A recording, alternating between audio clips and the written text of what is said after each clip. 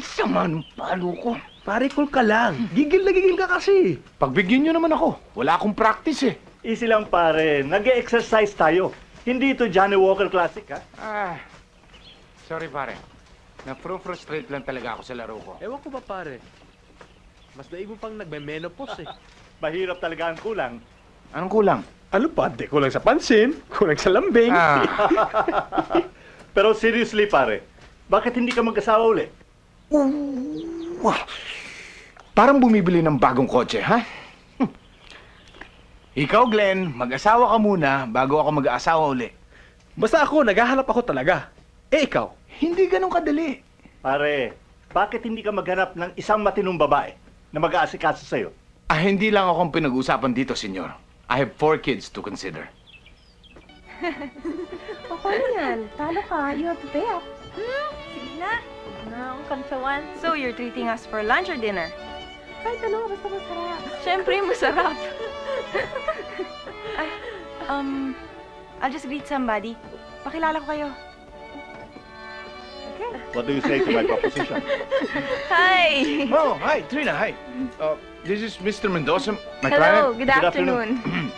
You know Glenn, of Of course. Hi, course, Trina. of course. These are my friends, Janet and Hello. Sheila. Hi, hello. Join us. No, don't worry about us. Excuse me, Trina. Excuse us, we'll just make a phone call. I'll just follow. Bye-bye. Okay. So, how was your game? Bad. And you? Well, better, but you haven't been playing much, ha? Yeah, I know. I know. Lagi ka kasing nagtatrabaho eh. Tuwing bumibisita nga ako sa bahay para sa mga bata, wala ka doon. Well, catching up with my work. Ito kasi si Mr. Mendoza. Pinahirapan ako eh. Well, I won't take too much of your time. I'll go ahead. Trina, salamat. Sa mga bata. I love doing things for them. Just the same. Salamat. Don't mention it. Sana magkita naman tayo pag bumisita uli ako. Yeah. Bye! Bye. Did you see how she flirted with Dante? Oo nga. Alam mo, hindi mo na kailangan maghanap sa iba eh. Dati pa, nandyan na yan. Kung himas-himasing ka nga niya eh, parang mamasahin ka niya dito sa table. She's my sister-in-law!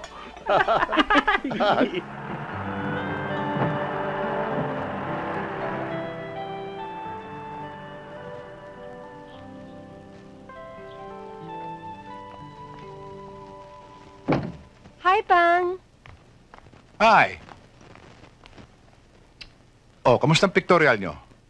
Ay, naku, Papang. Ang ganda-ganda at bidang-bida ang mga designs mo. Hello, talbog natin silang lahat. Hindi kita pinag-aral. Parang umarting bakla. I'm sorry.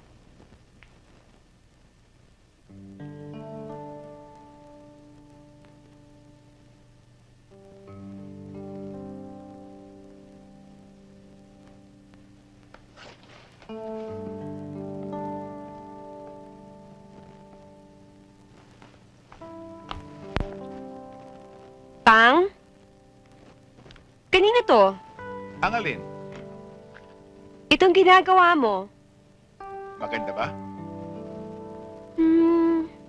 Iba siya. Lalo na pag nalaman mo kung anong materyales ang gagamitin ko. Anong kulay ito? Oh, merienda mo. Natural, puti. Puti. Pang, hindi na uso ang puti ngayon. Oh, well, maaari. Pero yan ang gusto kong gamitin nang magsusuot niyan. Kanina ba ito? Sa'yo. Ikaw, Iha. Ikaw ang gagamit ng pinakamagandang pangkasal na gagawin ko sa aking buong career. Wow. May gown na ako, wala pang groom. Ano nga palang sakit na anak mo? Comatose na siya ngayon. My God. Nabalil siya. At sino naman demonyo ang gumawa nun? At bak...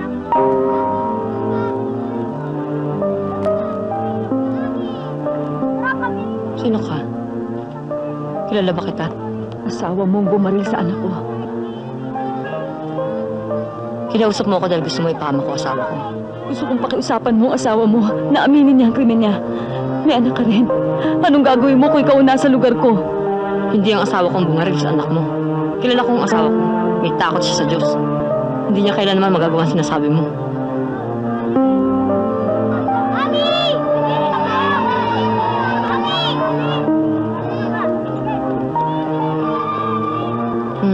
na naman ng Mami, pawis. sino yung kausap nyo? Wala, akin na. Ako na magdadala nito.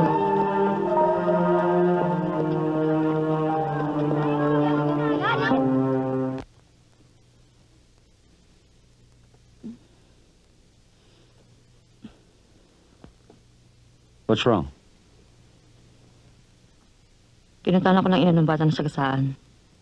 Comatose pa lang ngayon. Saan kayo nakita? Sa eskwelahan. Kaya mo kakusama ko si Daddy para makausap niya ang abogado. Ano gagawin nila?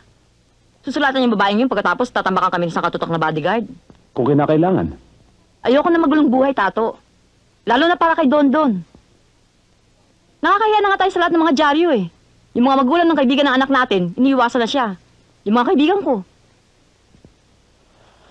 Dali, please. Ginagawa ko naman ang lahat eh. Para sa'yo, sa korte, sa batas. Pero paano kami ng anak mo? May isip na si Don Don. Mabuti pa kaya, magbakasyon na lang muna kami hanggang di pa naayos tong gulo na to. Hindi ko kaya to. Iiwanan niyo ako? Hanggat magulo pa.